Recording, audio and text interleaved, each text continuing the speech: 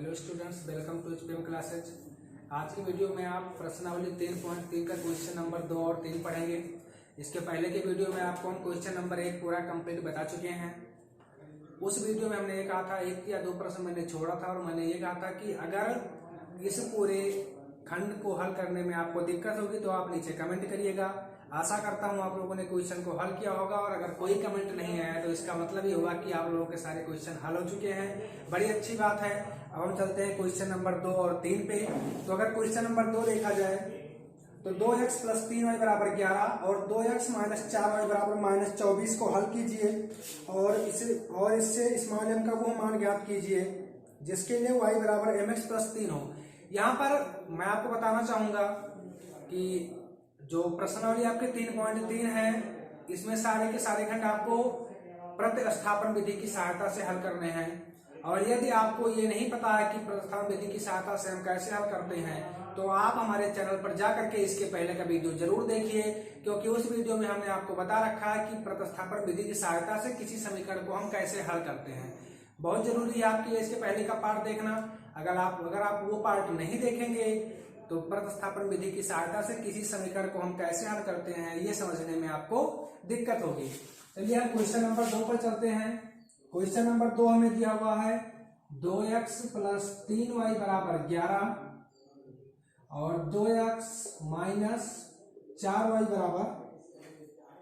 -24 को हल कीजिए। को हल करने का मतलब कि इन दोनों समीकरणों को या इन दोनों चर समीकरण को हल करके हमें x और y का मान ज्ञात करना है। तो हमने आपको सबसे पहले कहा था इसे समीकरण नंबर 1 मानेंगे और इसे समीकरण नंबर 2 मानेंगे। यहां से हम समीकरण 1 को लेते हैं। समीकरण 1 से समीकरण 1 हमारे पास है 2x + 3y = 11। यहां से हम किसी एक चर का मान निकालेंगे, चाहे x का या y का। तो अगर इसे हम 2x बराबर लिखें तो 3y जब बराबर के उस तरफ जाएगा तो माइनस हो जाएगा, और अगर x बराबर निकालें तो 11 - 3y 2 यहाँ गुणे के रूप में है तो इस तरफ बटे के रूप में आएगा। ये हमारा समीकरण नंबर 3 हो जाएगा। अब क्या करेंगे हम, x का मान समीकरण 2 में रखने पर, तो अगर x का मान समीकरण 2 में रखा जाए तो यहाँ 2 और इंटू x लिखा है, तो x का मान 11 - 3y बटे 2 और -4y = -24। ये 2 से 2 कट जाएगा, तो ये 11 - 3y और -4y = -24। आप 11 को उस तरफ लेकर के जाइए तो ये -3y और -4y -7y बराबर ये -24 और 11 उस तरफ जाएगा तो ये भी माइनस में हो जाएगा। तो -7y = -24 और -11 -35 और माइनस प्लस y = 35/7 और 7 बचे 35। यहां से हमें मिला y = 5। अब करेंगे क्या, y का ये मान हम समीकरण 3 में रखेंगे। तो लिखेंगे यहां पर y का मान समीकरण 3 में रखने पर, तो यहां से हमें मिलेगा x बराबर 11 - 3y, तो 11 - 3 गुणे हमारे पास y का मान आया 5 और बटे लिखा हुआ है ये 2। तो x बराबर 11 - 5 थे 15/2, x बराबर 11 - 15 -4/2 और 2 दूनी 4, x = -2 और हमें y = 5। यहां से ये हमें x और y का मान मिला। अगर आप चाहें तो इस मान को रख करके यहाँ उत्तर की आप जांच कर सकते हैं। जैसे आप देखिए x का मान -2, तो 2 गुणे 2 माइनस में, तो माइनस प्लस माइनस और 2 दूनी 4, यहां से हमको मिलेगा -4 और प्लस 3 गुणे y का मान पर 5, तो 3 बचे 15, 15 - 4 11 आएगा। अगर आप यहां रखेंगे तो 2 दूनी -4 और -5 और 20, तो -4 और -20 -24 आएगा।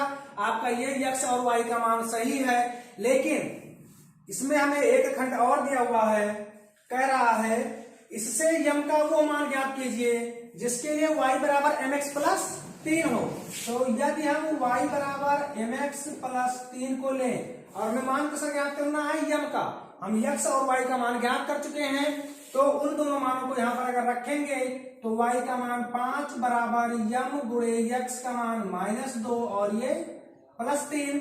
तो अगर हम 3 को इस तरफ लेकर के आए तो ये 5 माइनस 3 माइनस 2 गुणे m माइनस 2m या माइनस 2m बराबर 5 माइनस 3 2 और m बराबर हमारे पास आएगा 2 बटे माइनस 2, 2 से 2 कट जाएगा तो m इक्वल टू -1। ये आपका क्वेश्चन नंबर 2 पूरा हो गया। अब इसके बाद हम चलते हैं क्वेश्चन नंबर 3 पर।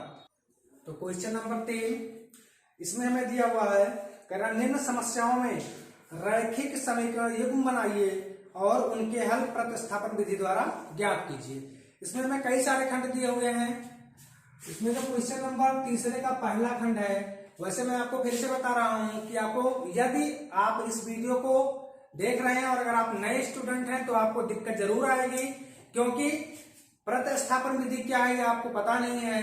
तो मैं फिर से कह रहा हूं कि इसके पहले का वीडियो आप जरूर देखिए। अगर उस वीडियो को आप देख रहे हैं तो प्रतिस्थापन विधि से किसी समीकरण को हम कैसे हल करते हैं यह आपको बेहतर पता चल जाएगा। क्वेश्चन नंबर 3 का पहला खंड हमें दिया हुआ है, कह दो संख्याओं का अंतर 26 है और एक संख्या दूसरी संख्या की 3 गुनी है। देखिए, जब हमें कोई भी समीकरण बनाना होता है जो रैखिक बहुपद के रूप में दिया होता है, तो सबसे पहले हमें यह देखना होता है कि क्या प्रश्न में जो कुछ हमसे कहा जा रहा है उसका अगर हम समीकरण बनाएंगे तो वो एक चर में बनेगा या 2 चर में बनेगा। अब सबसे बड़ी समस्या तो ये होती है कि जो समीकरण हमको बनाना है वो एक चर का बनेगा या 2 चर का बनेगा, ये हम कैसे पता करेंगे। सबसे बड़ी समस्या ये बनती है। तो जो समीकरण हमको बनाना है वो एक चर का होगा या 2 चर का होगा। इसके लिए सबसे जो हमारा आसान तरीका है वो ये है कि हम क्वेश्चन में ये देखते हैं कि वो कितने ऑप्शन हमको दे रहा है। मतलब जैसे इसमें दिया हुआ है दो संख्याओं का अंतर 26 है और एक संख्या दूसरी संख्या की 3 गुनी है। इसमें हमें 2 खंड दिया हुआ है। पहला खंड हमारा दो संख्याओं का अंतर 26 है, एक खंड हमारा पूरा हो गया। हमसे फिर दोबारा फिर से कहा जा रहा है एक संख्या दूसरी संख्या की 3 गुनी है। मतलब यहां पर हमारे पास समीकरण को बनाने के लिए 2 ऑप्शन है। तो जब एक ऑप्शन होगा मतलब एक ही बार हमसे वो कहेगा तो हम एक चर का समीकरण बनाते हैं, और जब हमसे वो 2 बार कहेगा तो हम 2 चर का बनाते हैं। 2 चर का बनाने का मतलब आप एक को एक्स वाई मान सकते हैं, ए बी मान सकते हैं, पी क्यू कुछ भी चाहे जो मान लीजिए, लेकिन आपको 2 मानना पड़ेगा, 2 संख्याएं। और अगर एक ही समीकरण हमसे एक ही बार हमसे कोई प्रश्न वो कर रहा है तो हम एक ही चर का बनाएंगे। तो हम चाहे जो केवल एक ही बार मानेंगे, चाहे ए माने या जेड माने या बी माने, कुछ भी मानिए। चलिए, सबसे पहले हमको संख्या दी हुई है तो हमने माना यहाँ पर पहली संख्या बराबर x और दूसरी संख्या बराबर y। अब प्रश्नानुसार हमसे कहा जा रहा है कि दो संख्याओं का अंतर 26 है। दो संख्याओं का अंतर मतलब माइनस घटाना। तो पहली संख्या हमारी x, दूसरी संख्या y, दोनों का अंतर कितना आना चाहिए 26। ये हमारा क्वेश्चन नंबर फर्स्ट हो गया। फिर उसके बाद पुनः प्रश्नानुसार करा एक संख्या दूसरी संख्या की 3 गुनी है। ध्यान दीजिए, एक संख्या हमारी x, दूसरी संख्या हमारी y। कह रहा एक संख्या दूसरे संख्या की 3 गुनी है। मतलब ये हुआ कि x y का 3 गुना है।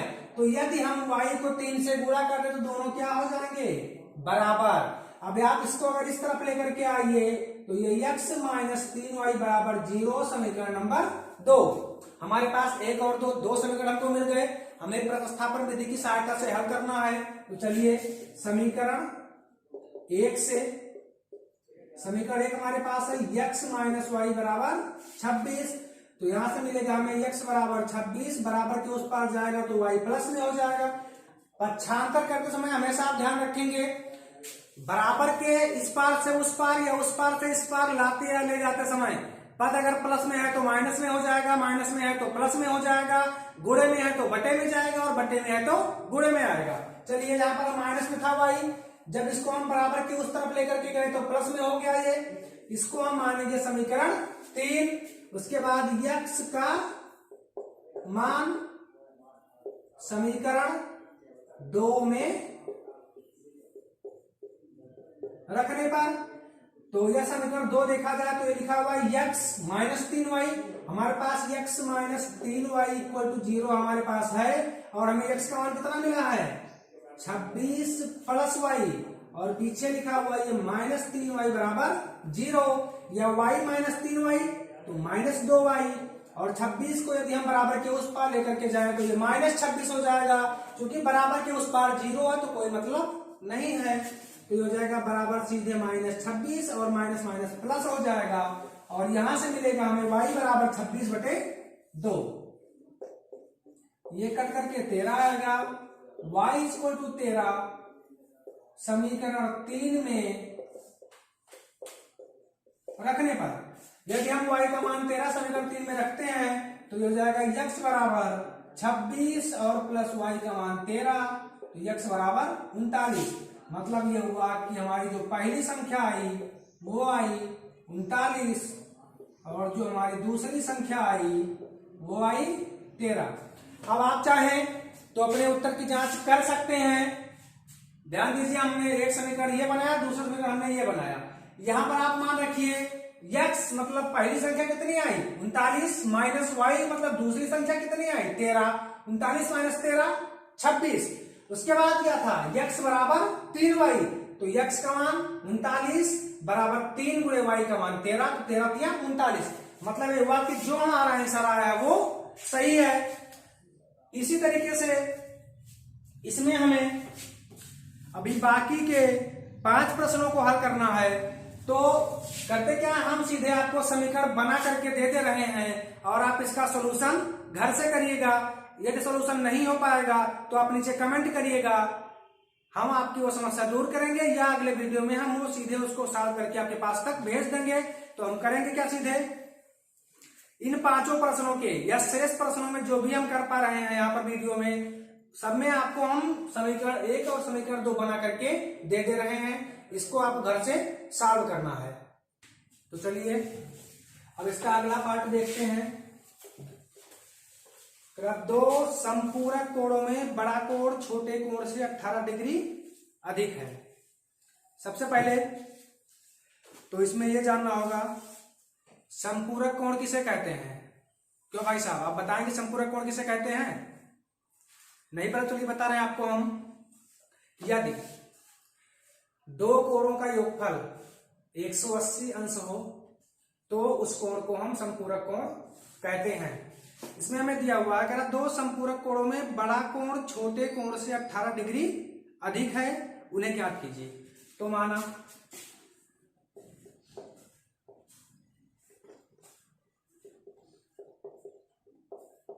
बड़ा कोण बराबर x और छोटा कोण बराबर y। अब संपूरक दिया हुआ तो इसका मतलब ये हुआ कि इन दोनों कोणों का योगफल कितना आएगा 180 अंश। तो x प्लस y बराबर 180, ये समीकरण नंबर हमारा फर्स्ट हो गया। और यदि हम पुनः प्रश्नानुसार में जाएंगे तो इसमें हमें दिया हुआ है, कह रहा है कि बड़ा कोण छोटे कोण से 18 डिग्री अधिक है। बड़ा कोण मतलब x, छोटा कोण मतलब y। बड़ा कोण छोटे कोण से 18 अधिक है, मतलब x y से 18 ज्यादा है, 18 डिग्री ज्यादा है। तो यदि इसमें हम 18 डिग्री ऐड कर दे तो दोनों क्या हो जाएंगे, ये बराबर, और y को आप इस तरफ ले आइए तो ये x माइनस वाई बराबर 18 डिग्री, समीकरण नंबर 2। इसके आगे का सोल्यूशन आप पहले की तरीके से करिएगा। फिर उसके बाद हम चलते हैं पार्ट थर्ड पे।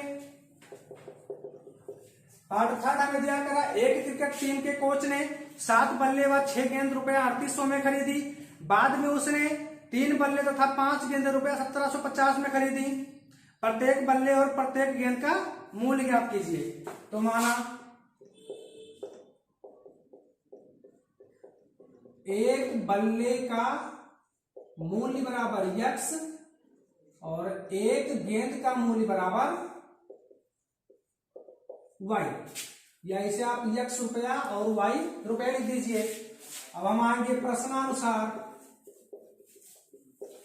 तो प्रश्नानुसार में हमसे कहा जा रहा है कि 7 बल्ले और 6 गेंद। ध्यान दीजिए, 7 बल्ले और 6 गेंद को उसने खरीदा कितने रुपए में, 3800 रुपए में। तो यदि एक बल्ले का मूल्य x है तो इसमें हमें 7 बल्ला दिया हुआ है तो 7x हो जाएगा, और एक गेंद का मूल्य हमने y माना है तो यहाँ पर हमें 6 गेंद दिया हुआ है तो 6y हो जाएगा, और दोनों का उसने कुल मिलाकर दाम कितना दिया 3800 रुपए। ये हमारा समीकरण नंबर फर्स्ट हो गया।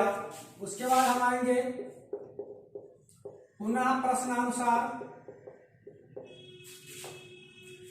कह रहा है बाद में उसने 3 बल्ले तथा 5 गेंदे, यदि एक बल्ले का मूल्य x तो 3 बल्ले का मूल्य 3x, एक गेंद का मूल्य y तो 5 गेंद का मूल्य 5y, और दोनों को उसने मिलाकर के कुल कितना दिया 1750 रुपए। ये आपका समीकरण नंबर 2। इसे भी आपको आगे हल करना है, आप हल कर सकते हैं। फिर उसके बाद अगर हम इसके अगले पार्ट पर आए तो इसका अगला पार्ट हमें दिया हुआ है, एक नगर में टैक्सी के भाड़े में एक नियत भाड़े के अतिरिक्त चली गई दूरी पर भाड़ा सम्मिलित किया जाता है। चलिए हमने माना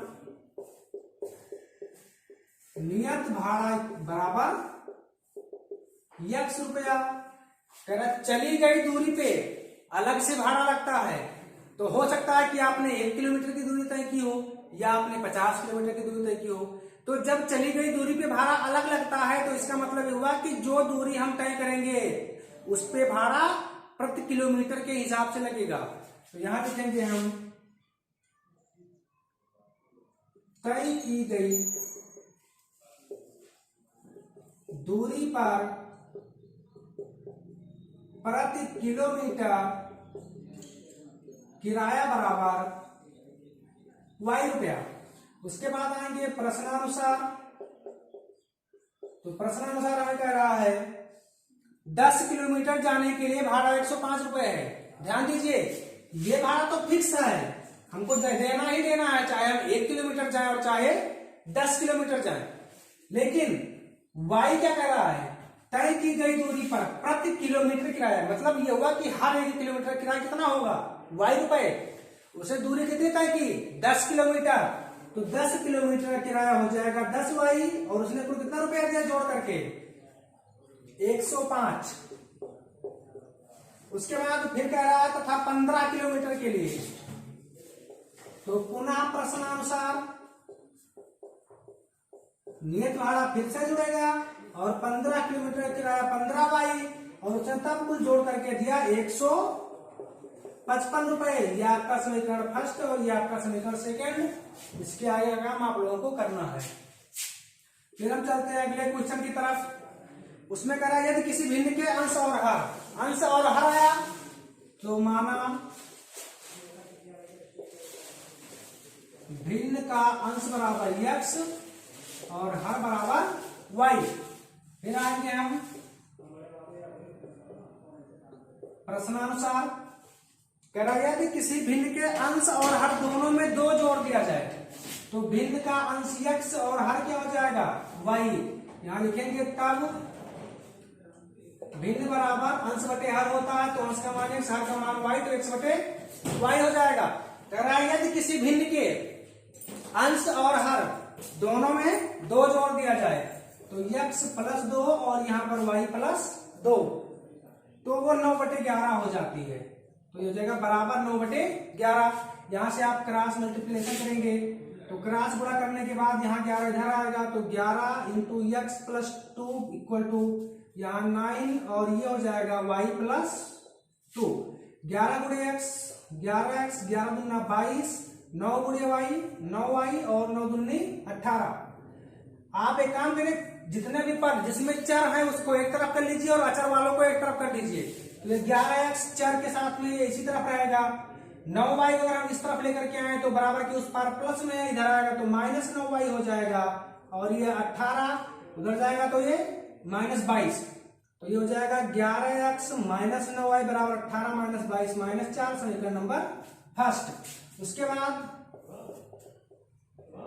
पुनः प्रश्नानुसार करा यदि अंश और हर दोनों में 3 जोड़ दिया जाए, यदि अंश और हर दोनों में 3 जोड़ दिया जाए तो भिन्न हमारे पास है x बटे y, अंश में 3 जोड़िए और हर में 3 जोड़िए, तो भिन्न का मान होता है 5/6।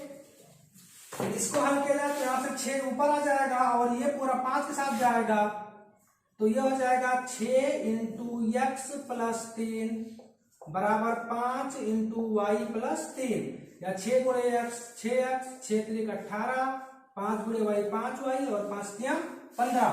यहां भी आप वही काम करिए, सारे चर एक तरफ सारे चर एक तरफ, तो ये 6x 5 वाई बराबर की उस पार प्लस में इधर लेकर के आएंगे तो ये माइनस 5 वाई, 15 बराबर की उस तरफ जाएगा तो ये माइनस 18 हो जाएगा, और ये 6x माइनस 5 वाई बराबर 15 माइनस 18 माइनस 3, समीकरण नंबर 2। अब इसके आगे का काम आप लोगों को स्वयं से करना है। इसके बाद इसमें एक सवाल और बचता है, वो मैं छोड़ रहा हूं, आप लोगों स्वयं उसका समीकरण बनाएंगे और स्वयं से उसको हल करेंगे। यदि इस पूरे समीकरण को हल करने में आपको दिक्कत आएगी तो नीचे आप कमेंट जरूर करिएगा, या जो लास्ट क्वेश्चन हमने छोड़ा अगर आप उसका समीकरण नहीं बना पा रहे हैं तो भी आप कमेंट करिएगा। अगले वीडियो में आपकी वो समस्या जड़ से खत्म कर दी जाएगी।